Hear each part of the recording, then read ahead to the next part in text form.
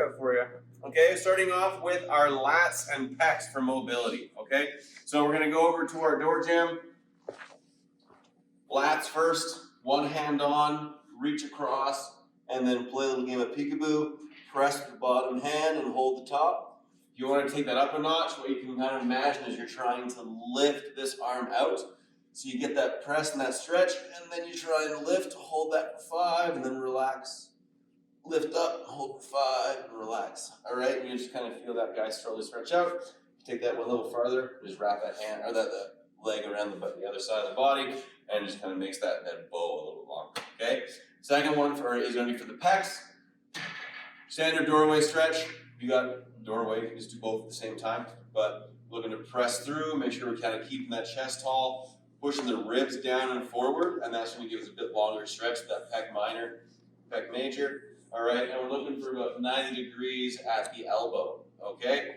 Make sure we're keeping that shoulder blade squeezed down. We don't want to be rolling over the shoulder, otherwise that's just going to really stretch that humeral head into the back of the bicep tendon. It's really nasty, really bad for it, okay? From there, we can go into our skill work, okay? So we are doing some handstand walk progressions today with some 8-minute EMOM, okay? Every minute on the minute, okay? So progression 1 is going to be a pike shoulder tap, okay? So you can put your feet onto a box, a bench, a couch, a chair, a coffee table, a person holding a coffee table, a car, things like that. You got options, okay? So butt up nice and high, and then just transferring the weight from side to side, okay? There's our pike. You are going to be doing 10 taps, 5 aside. Option 2 is going into your handstand against the wall. Okay? Woo! Shoulder taps there. Option 3, starting to get a bit more technical. You're doing a wall walk up the wall, and then you're doing 4 taps once you're on the wall, okay? So, that wall walk up to here, and then once you're here, you have your taps. Then you walk your way back down, okay? Last progression is just going to be a 10-foot handstand walk. Whew! Busy. 10-foot handstand walk, 10-foot handstand walk back. Okay, so there's 2 options in this one.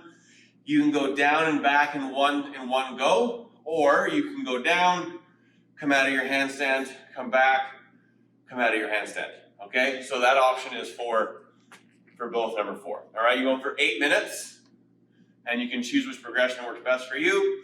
If you would like to do a little bit more work, but you can't do the full next progression, then you can adjust on your own to make sure that you're still getting challenged. Okay?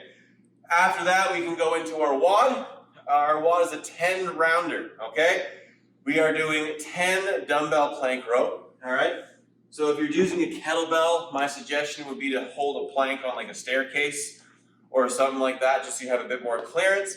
But with a dumbbell, you can just go onto your palm, and it'd be a row, switch, row, switch, row, okay? And as we're doing is try and keep your hips fairly square to the floor, all right?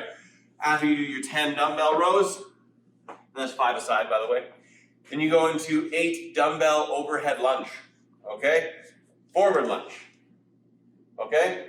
So, arm is up overhead, bicep next to the ear, down, push back, down, push back, okay? You're going for 8 of those.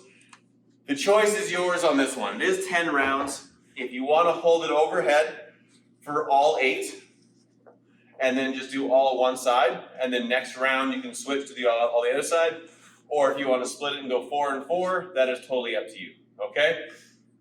Last movement is a regular burpee. There we go. All we're looking for is chest to the floor, and then that pike to land up, or to stand up on both feet, nice flat on the floor, okay? So 10 rounds, 10 dumbbell plank rows, 5 aside, 8 overhead forward lunge, and 6 burpees.